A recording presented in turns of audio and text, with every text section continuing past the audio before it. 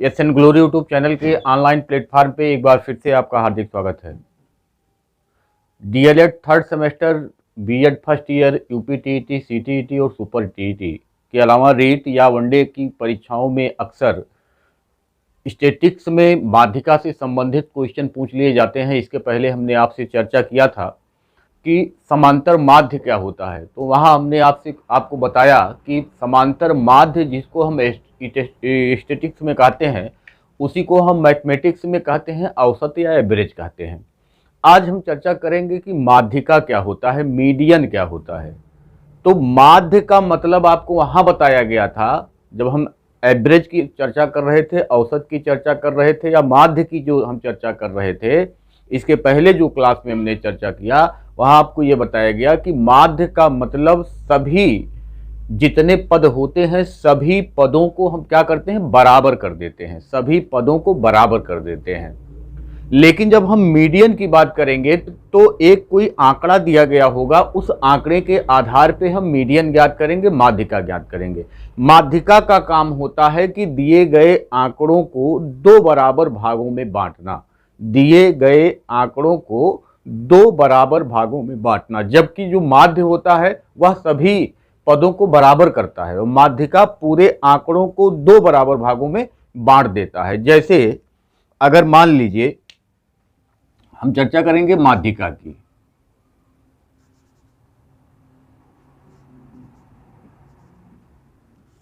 माध्यिका हमने कहा कि जैसे मान लीजिए कि हमको एक क्वेश्चन मिला कि 5, 2, 7, 8, 1, 3 और 4 की माध्यिका ज्ञात किए, की माध्यिका ज्ञात करें। ये हमको क्वेश्चन मिला कि 5, 2, 7, 8, 1, 3 और 4 की माध्यिका ज्ञात करें।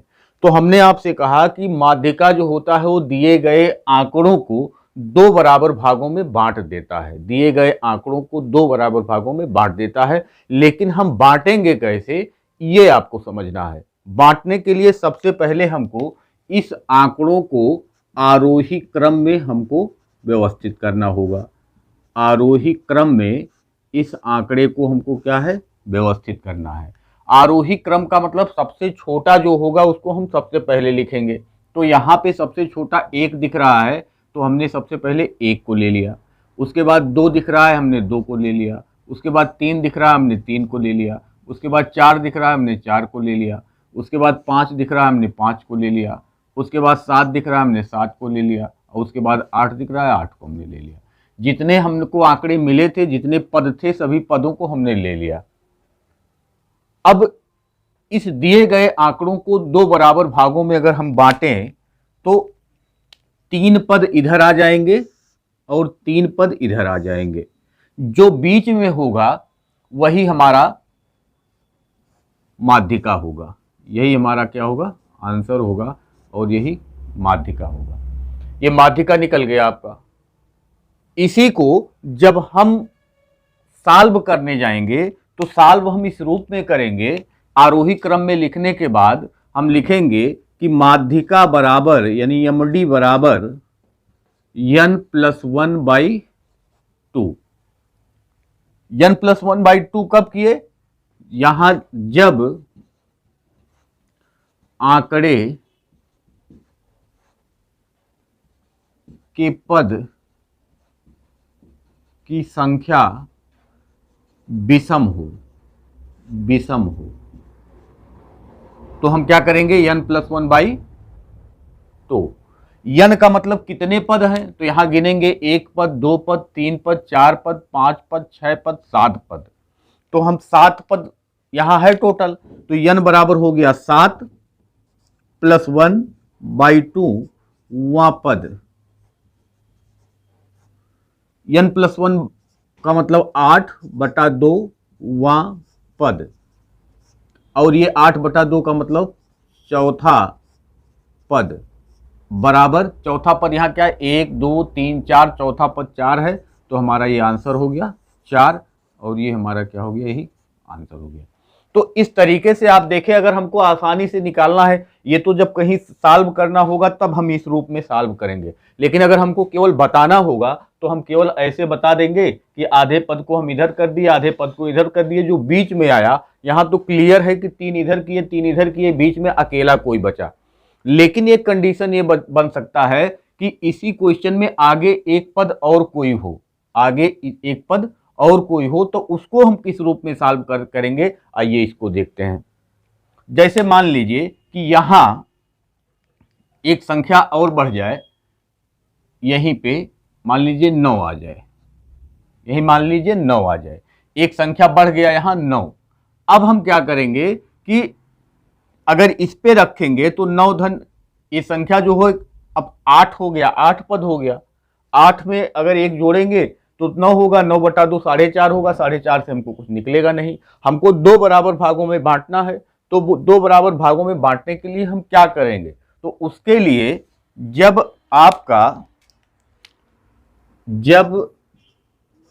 पद सम हो तो यमडी बराबर n/2 वहां पद प्लस n/2 प्लस 1वां पद बटा 2 इस पे रख देंगे। अब क्या हुआ, जब पद सम हो यानी 1 2 3 4 5 6 7 8 पद हो गए, तो 8 पद हो गए तो यहां से बीचों बीच निकालना अब कठिन हो गया। तो जब बीचों बीच निकालना कठिन हो गया तो हम क्या करेंगे, ये वाला फार्मूला इस पे लगाएंगे, ये वाला फार्मूला इस पे हम लगाएंगे। तो n का मतलब हो गया यहां क्या, 8 हो गया, 8 बटा 2 वां पद और प्लस 8 बटा 2 प्लस 1वां पद, और सबका बटा क्या कर देंगे, 2 कर देंगे। 8 बटा 2 का मतलब चौथा पद, तो चौथा पद प्लस 8 बटा 2 का मतलब चौथा और एक जोड़ेंगे तो 5वां पद और बटा 2। चौथा पद क्या है, चौथा पद 4 है, 5वां पद क्या है, 5वां पद 5 है, तो यहां लिखेंगे 4 धन 5 बटा 2 और ये हो जाएगा 9 बटा 2 और ये बराबर हो जाएगा 4.5, यानी तब हमारा आंसर जो आएगा वो आएगा 4.5 इस रूप में। जब यहाँ 9 बढ़ जाएगा तो 4.5 आएगा, जब 9 बढ़ जाएगा तो 4.5 हो जाएगा। अगर हमको आसानी से इसको निकालना होगा कि हम आसानी से कैसे निकाल सकते हैं, अब ये अगर हो गया, ये मान लीजिए कि ये बढ़ गया, ये 9 बढ़ गया मान लीजिए। अब इसका अगर हमको आंसर निकालना होगा तो हम आसानी से इसको कैसे निकालेंगे, तो जब आसानी से निकालना होगा तो सबसे पहले आप अगर 4 हम इधर लेते हैं, 4 इधर लेते हैं तो बीच में कुछ बचेगा नहीं, तो हम 3 इधर ले लिए और 3 इधर ले लिए, बाकी बीच में 2 बच गया। इन दोनों को जोड़ करके 2 से भाग दे दीजिए, तो 4 धन 5 बटा 2 यानी 9 बटा 2 और ये आ गया 4.5, ये हमारा आंसर हो गया। जो यहाँ आंसर आया वही आंसर यहाँ आया है, ध्यान दीजिए, जो आंसर यहाँ है वही आंसर यहाँ है। यहाँ पैटर्न पे अगर मान लीजिए कहीं आप लिखित परीक्षा दे रहे हैं तो वहाँ जब हमको सॉल्व करना होगा तो इस रूप में हमको सॉल्व करना होगा। अगर कहीं ऑब्जेक्टिव टाइप का प्रश्न हम देख रहे हैं तो वहाँ जो हमको आंसर देना होगा तो हम इस रूप में आंसर दे देंगे। तो इस प्रकार से हम माध्यिका का गणना कर सकते हैं आराम से, अच्छे से। आइए अगले क्वेश्चन को देखते हैं। अगला क्वेश्चन है कि 3 3 5 7 8 8 8 9 11 12 12 का आप माध्यिका ज्ञात कीजिए। तो ये आंकड़े हमारे सामने प्रस्तुत किए गए, इन आंकड़ों से हमको माध्यिका ज्ञात करना है। तो माध्यिका जब हम ज्ञात करेंगे तो सबसे पहले आपको बताया गया कि आंकड़ों को हम आरोही क्रम में व्यवस्थित करते हैं। आंकड़ों को व्यवस्थित क्रम में व्यवस्थित करने का मतलब ये हुआ कि सबसे पहले सबसे छोटा, फिर उससे बड़ा, फिर उससे बड़ा, फिर उससे बड़ा। लेकिन यहाँ हम देख रहे हैं कि ये आंकड़े जो है वो आरोही क्रम में पहले से ही व्यवस्थित हैं, वो आंकड़े पहले से ही आरोही क्रम में व्यवस्थित हैं। तो इसका जब हम माध्यिका ज्ञात करने जाएंगे तो हमको क्या करना है, पहले सबसे पहले पद गिनना है कि यहाँ कितने पद हैं। तो 1 2 3 4 5 6 7 8 9 10 11 पद हैं और 11 विषम होता है। तो जब विषम का हम निकालने जाते हैं तो विषम पद होने पर यमडी बराबर n+1/2। तो n+1 का मतलब 1 2 3 4 5 6 7 8 9 10 11 यानी 11 + 1/2 ये बराबर हो जाएगा 12/2 और ये बराबर हो जाएगा छठवां पद। और छठवां पद क्या है गिन लीजिए 1 2 3 4 5 6 छठवां पद ये आ गया। तो हमारा हो गया 8 और ये हो गया हमारा आंसर। ये हमारा आंसर हो गया। छठवां पद जो आएगा वही हमारा क्या होगा आंसर हो जाएगा।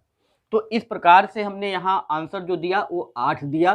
कैसे? अगर हमको लगाना नहीं होता तो हम ऐसे ही बता देते कि जब हमको इसका माध्यिका बताना होगा तो 11 पद हैं तो 5 हम इधर कर देंगे और 5 हम इधर कर देंगे, जो बीच में बचेगा यही हमारा क्या होगा, यही आंसर हो जाएगा। जब लगाना नहीं है तो आधा इधर आधा उधर और बीच में जो बचा वही हमारा आंसर हो गया। अगर इसका हम मान निकालें तो यहाँ कहा कि 3 6 7 11 यक्ष 15 19 20 25 28 आरोही क्रम में है, यानी यहाँ भी आपको आरोही क्रम में मिला हुआ है और उनकी माध्यिका 13 है। तो यक्ष का मान ज्ञात कीजिए। तो सबसे पहले हम गिनेंगे कै पद हैं तो 1 2 3 4 5 6 7 8 9 10 10 पद हैं। और 10 पद में हम क्या करते हैं कि n/2 n/2वां पद प्लस n/2 + 1वां पद और सबका बटा ये 2। इसके आगे जब n/2 का मतलब क्या हो गया 1 2 3 4 5 6 7 8 9 10 पद हैं तो 10/2वां पद प्लस 10/2 प्लस 1वां पद बटा 2, यानी ये आ जाएगा 10/2 का मतलब 5वां पद और प्लस छठवां पद और ये बटा 2। 5वां पद क्या है? 5वां पद 1 2 3 4 5, 5वां पद यक्ष है और छठा पद 15 है बटा 2। ठीक, अब यहाँ जब हम यमडी के बराबर हम इसको निकाल रहे हैं, माध्यिका बराबर ये होता है और माध्यिका का दिया है, उनकी माध्यिका 13 है तो ये माध्यिका ये है और एक माध्यिका ये 13 दिया हुआ है तो ये दोनों क्या हो गए, बराबर हो गए। 13 का गुणा इधर करेंगे तो ये हो जाएगा 13 दूनी 26 और ये हो जाएगा यक्ष प्लस 15।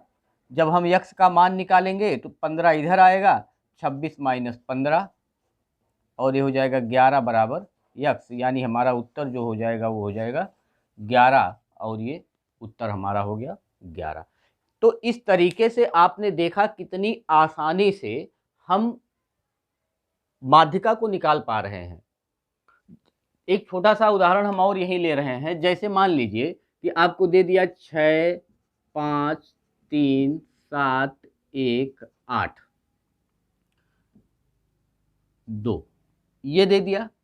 अब हमको सबसे पहले क्या करना है, इसको हमको आरोही क्रम में व्यवस्थित करना है। तो आरोही क्रम में जब हम व्यवस्थित करेंगे तो सबसे पहले 1 आएगा, फिर 2 आएगा, फिर 3 आएगा, फिर 5 आएगा, 1 2 3 5, उसके बाद 6 आएगा, 7 आएगा, 8 आएगा।